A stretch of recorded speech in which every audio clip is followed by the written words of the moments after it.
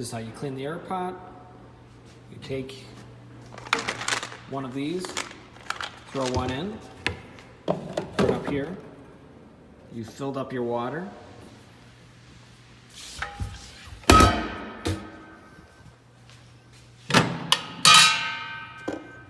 You pour your water in. It'll clean the whole thing. You let it soak for at least 10 minutes. You take your cleaner, you go in, and you clean the whole thing. And look how clear that is. Make sure you rinse it multiple times, and you also want to make sure you rinse this. You don't want to be drinking coffee that has a tablet in it. So make sure those are both rinsed. Make sure you've scrubbed off all of this.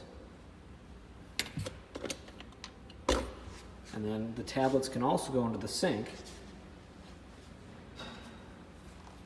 for easy cleaning. All those stains go away. So this has been soaking for about 15 minutes with hot water. And you can see how clean it's gonna get. And that's how you clean the air pot, from super dirty and brown to like brand new.